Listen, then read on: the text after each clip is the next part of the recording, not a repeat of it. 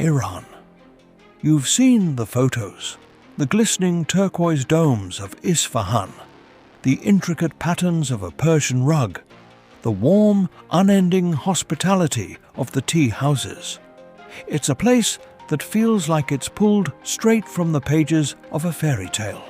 But what if I told you that everything you think you know about this country is just a mask?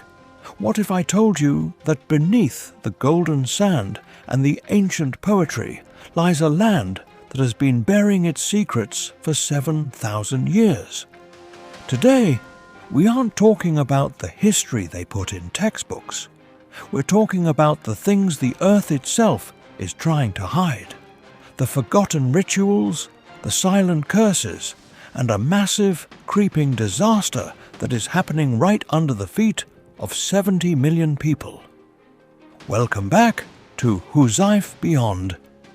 If you're ready to see the side of the world most people are too afraid to look at, make sure to hit that like button and subscribe.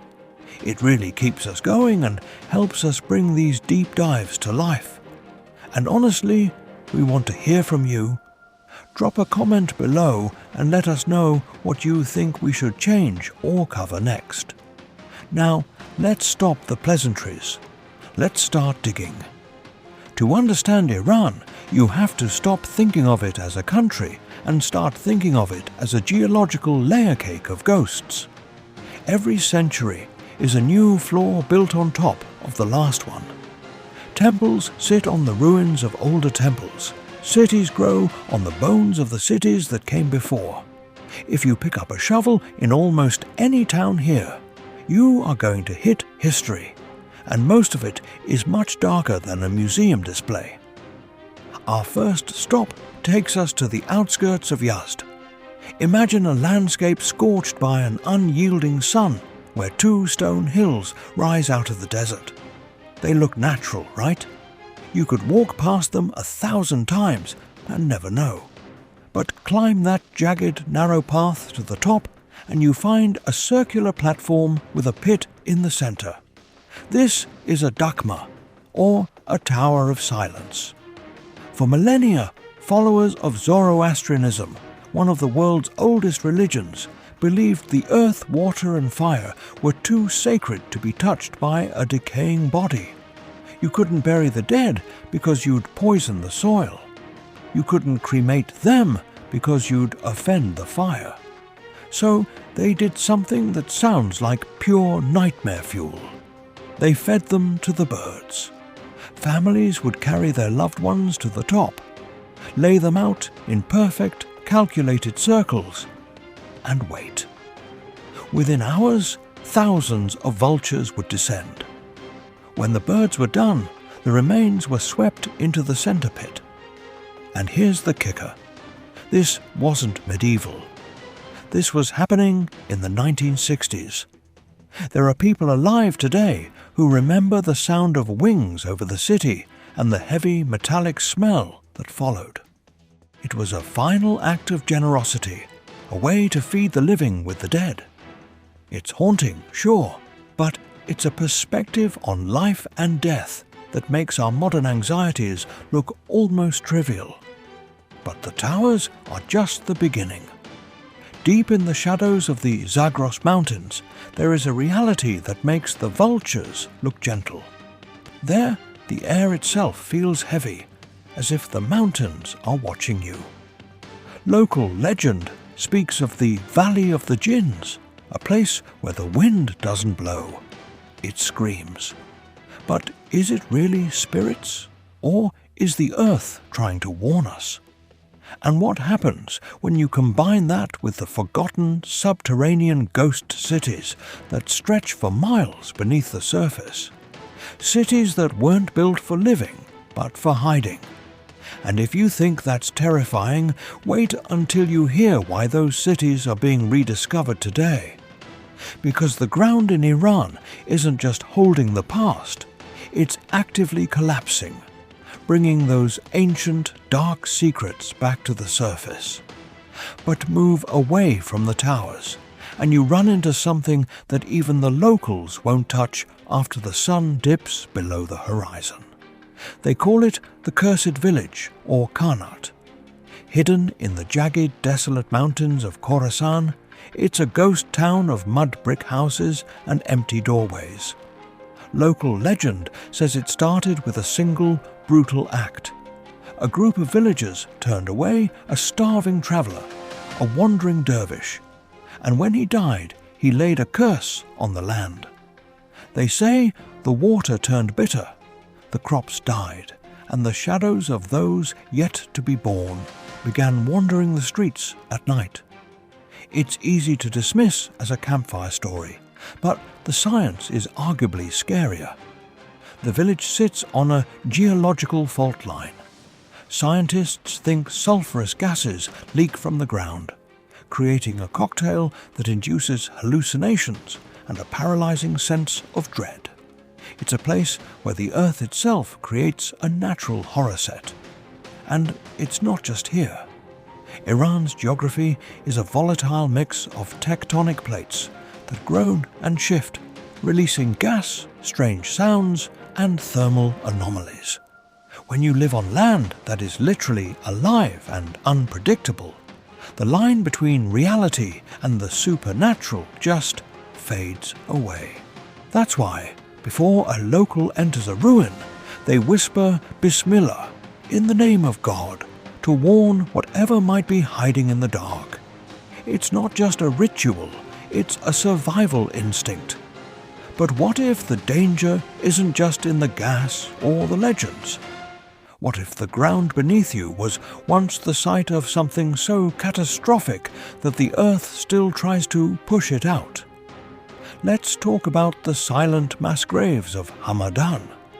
This is a city so old it was once the capital of the Medes.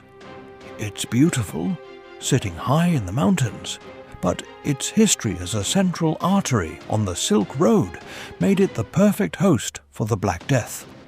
When the plague hit, it didn't just kill, it erased.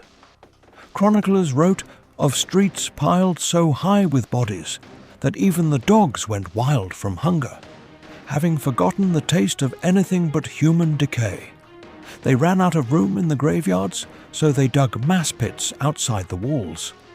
Then the city just kept growing. Today, those pits are buried beneath parks, apartment complexes, and modern plumbing. Every time someone breaks ground for a new building, they find layers of the forgotten. It's a city built on top of a tomb that nobody wants to talk about. The locals know, but they don't speak of it. It's the kind of trauma that sinks into the soil, and every so often the earth reminds us of its presence. And it gets even more intense. Think about the fact that this is not an isolated incident. Look at cities like Tabriz or Isfahan. They too were decimated. We are talking about periods in history where up to 60% of the population was simply wiped out. And when the population grows again, the houses are built on those bones. It is a cycle of life, death, and forgetting that defines much of the Iranian landscape. It's a haunting thought. Walking through a beautiful, modern park, eating ice cream or drinking tea, while only a few feet beneath your shoes lie the remnants of families who were extinguished in a single week of agony. This isn't just history. It's the foundation of modern life in these cities. And it's only when the earth shifts or the water tables drop that the truth starts to push back to the surface. But there's a secret even deeper than the graves. A world that feels like it belongs in a darker dimension. In 2004, a man digging a well in the town of Nushabad accidentally punched through into a 3-level underground city. We're talking tunnels, ventilation shafts, and death traps built into the limestone 18 meters deep. This wasn't a bunker, it was a ghost city for thousands. They found children's sandals in the dirt, Tiny, worn-out leather shoes left behind by families hiding from invaders while the world above was being set on fire. And there isn't just one. These tunnels stretch across the entire country, an ancient subterranean network that we are only just beginning to map.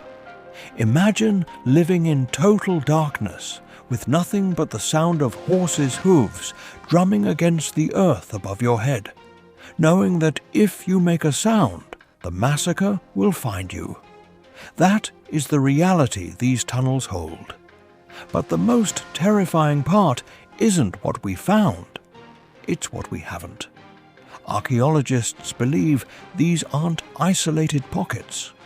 There is a theory that an entire massive network of subterranean infrastructure connects the Iranian plateau. Some say it's more extensive than the catacombs of Rome. Why aren't they fully explored? Because the people who go down there, the researchers and the workers, often refuse to go back. They report an overwhelming sense of being watched, an atmospheric pressure that feels like suffocation, and sounds, low, rhythmic, grinding sounds that seem to emanate from the rock itself. It's as if the cities don't want to be found. And then there is the seventh secret, the one that's happening right now while you're watching this. Iran is sinking, not metaphorically. Satellite data shows parts of the country are dropping 30 centimeters a year because of the complete depletion of groundwater. It's a silent, slow-motion catastrophe. The ground is cracking open, swallowing roads, splitting houses in half, and, in the most chilling twist, cracking open those ancient plague pits we talked about, exposing the past to the surface. It's a collapse of the land that no amount of engineering can fix. We are talking about a total ecosystem failure. Millions of people are living on land that is literally turning into a sieve. When you drive down a highway in some parts of Iran, you might see a crack that runs for kilometers, a fissure so deep you can't see the bottom. And every time it rains, or every time the water table drops further, the ground settles deeper, twisting the infrastructure of modern cities like plastic in a fire. It's an irreversible descent. And the scariest part, the authorities are struggling to contain it. They are trying to patch the cracks, but how do you patch a country that is folding in on itself? It's a race against time, and right now, the land is winning. When you look at a photo of a mosque now, look past the blue tiles. Think about the bones beneath the bazaar, the tunnels beneath the houses, and the land that is quietly, inevitably sliding away. Iran is a testament to human resilience, a place where people continue to build, to love, and to write poetry while living on top of 7,000 years of chaos. If there is one thing we've learned, it's that the most important stories aren't on the surface. They're a little deeper, a little darker, and they're waiting to be uncovered. Thanks for watching HUZAIF Beyond. If this story left you looking at the ground a little differently, make sure to let us know in the comments. And if you think you can handle what happens when the world actually ends, check out our video on what happened 24 hours after the asteroid hit and wiped out 75% of life on Earth. See you in the next one.